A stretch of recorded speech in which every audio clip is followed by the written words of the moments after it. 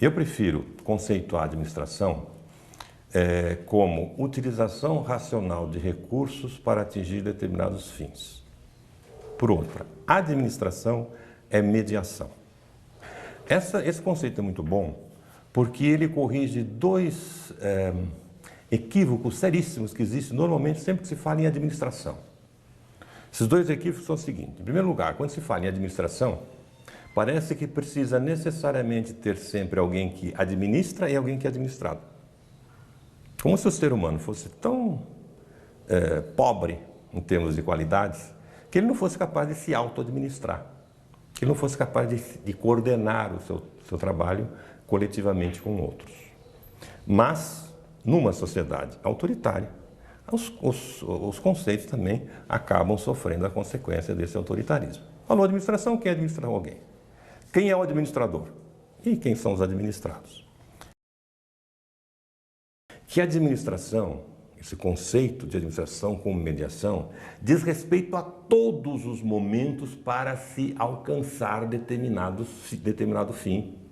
É o empreendimento sendo realizado, a administração, não precisa nem ter administradores específicos, mas a administração é a preocupação com todos os recursos, é a preocupação com os recursos materiais, com os recursos financeiros, com o esforço humano, com as pessoas que estão envolvidas, com as relações entre as pessoas, é a preocupação com tudo isso.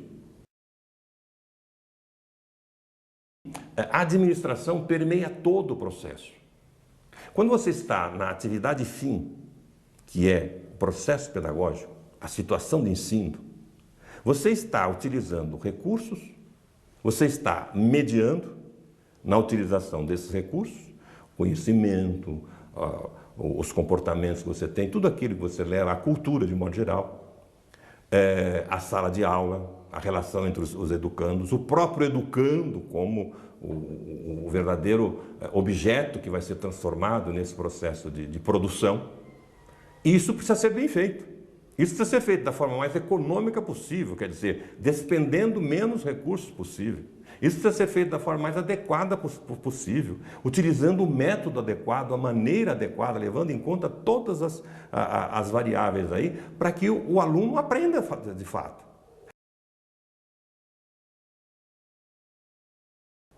A escola, ou qualquer administração, só é bem-sucedida se ela atinge o seu fim. Tudo que você faz, desde o Ministério da Educação, ou bem antes disso, se não está articulado àquilo que se realiza no processo pedagógico, não serve para nada. É aquilo ali que é a razão de ser. As atividades meio, a merendeira, a secretaria da escola, o diretor, tudo isso existe em função daquilo. Isso é administração. Administração é mediação para realizar determinados fins. Isso já é uma posição crítica diante do fato. Eu uso como sinônimo porque eu quero que gestão ou administração signifique mediação, todo tipo de mediação.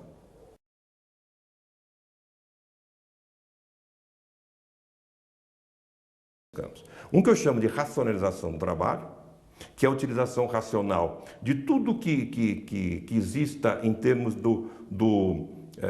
de recursos materiais e que envolvem o processo de produção pedagógica.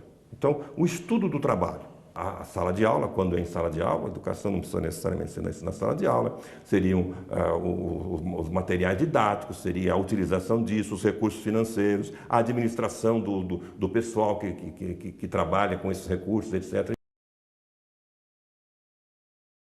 Coordenação do esforço humano coletivo, ou simplesmente coordenação. Significa o seguinte, a administração sempre supõe, ou quando nós estamos falando em administração escolar principalmente, ou como estamos falando em empreendimentos, em empresas, nesse sentido, ela não envolve o esforço de apenas uma pessoa, ela envolve o esforço de muitas pessoas. Esses esforços têm que ser coordenados. Não basta ser eficiente administrativamente.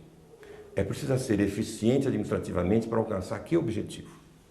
Na escola, o que nós queremos produzir? Lucro? Não. Especialmente se é pública. Porque o que você quer produzir ali, eu digo de cara, você quer produzir um ser humano histórico. Humano, tracinho, histórico. Você quer produzir, você quer formar personalidades.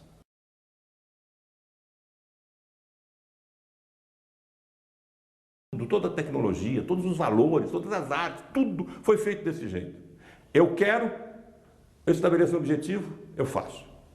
Então, tudo isso que o homem produz, que não existe naturalmente, que é produção do homem, nós chamamos de cultura, nesse sentido abrangente de cultura. E o homem, por conta disso, ele tem uma outra peculiaridade. Ele não precisa, a cada nova geração, ficar reinventando tudo. Ele pode apropriar-se da cultura produzida pelas gerações anteriores. Essa apropriação da cultura produzida, nós damos o nome de educação. Isso que é educação. Então, a educação não é simplesmente transmissão de conhecimento, como a nossa escola pensa. Aí nós vamos ver que transmissão de conhecimento é impossível, não se transmite conhecimento. A nossa escola, procurando apenas transmitir conhecimento, nem isso consegue fazer, porque isso não existe. Por quê? Porque o que o homem precisa para fazer-se humano é apropriar-se da cultura, de conhecimentos, de valores, de filosofia, de ciência, de arte, tecnologia, de direito, de condutas, de habilidades, de tudo isso que o homem produziu. Isto é a educação. Esse objeto de trabalho, o educando, se você tem como objetivo um sujeito, ele precisa ser sujeito. Significa que ele só aprende se for sujeito, não vai aprender nunca. Significa que ele só aprende se quiser. Esse é o segredo da educação. Então, o mais importante é que você propicie condições para o aluno querer aprender.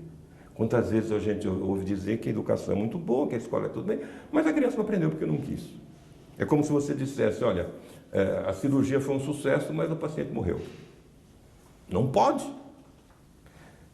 Você está se esquecendo de que o fundamental do educador é exatamente propiciar condições para que ele queira aprender. Agora, isso não é fácil. Isso é muito difícil. Só deixa eu completar esse aspecto. Veja, isso é muito difícil pelo seguinte: fazer-se sujeito é a coisa que se aprende também. Você não nasce querendo aprender. E aí, você vai perceber que o ensino tem que ser intrinsecamente desejável, intrinsecamente bem feito. Não existe eu educo fulano, existe eu propicio condições para que fulano se eduque. Ele é o sujeito, ele é o fazedor, ele é o autor. Se é assim, eu preciso conhecê-lo. Se é assim, é diferente ensinar para uma criança e ensinar para um adulto. O que você precisa é de liderança e de coordenação no trabalho democrático. Por isso que eu faço a sugestão, que se acabe com o diretor e que se instaure não é uma gestão coletiva, não, é uma direção coletiva. Como existe, por exemplo, em Aracaju, claro que não saiu dos moldes como nós gostaríamos, que foi a minha sugestão, de, em vez de ter um diretor, por que não 2 ou 3 coordenadores? Não precisa alguém mandar em alguém na escola. A melhor forma de você conseguir com que o aluno faça o que você quer não é mandando nele, é cativando. A melhor forma de ensinar é tornando o aluno como cúmplice. Você tem que aprender a fazer isso, senão você não ensina.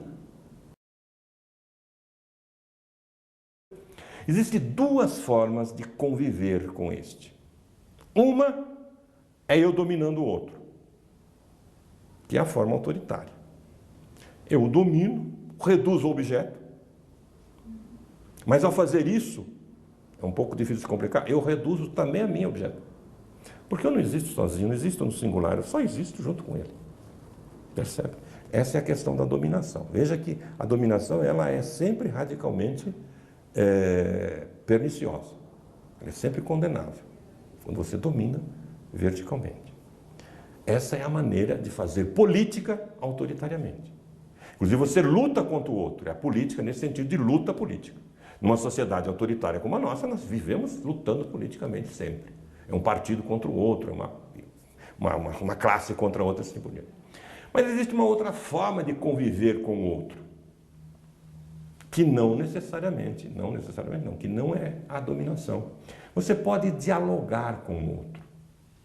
Ele tem interesses, eu tenho interesse, nós conversamos, nós dialogamos, eu cedo, ele cede e assim por diante. Essa é a forma democrática. Veja, democracia aqui no seu sentido também mais amplo, envolve isso. É política, então é convivência com sujeitos, mas é convivência com o sujeito que produz a afirmação de ambos como sujeito. Eu me afirmo como sujeito e ele se afirma como sujeito. O teu principal papel é propiciar condições para que esse aluno, esse educando, queira aprender. Então você precisa querer educá-lo. Na escola, se você não sabe como funciona a escola, você vai fazer bobagem. O que existe de administrativo na educação é a capacidade de conviver com o outro democraticamente. Isso é conteúdo da pedagogia, já está na pedagogia. Percebeu? O mais importante do administrativo já está na pedagogia. Triste no Brasil não é o fato de que existem milhões de pessoas que não sabem nem escrever. Mais triste ainda do que isso é que existem muitos milhões, eu falava, deve existir uns 90, 100 milhões de pessoas que teoricamente sabem ler e escrever e não lê e não escreve.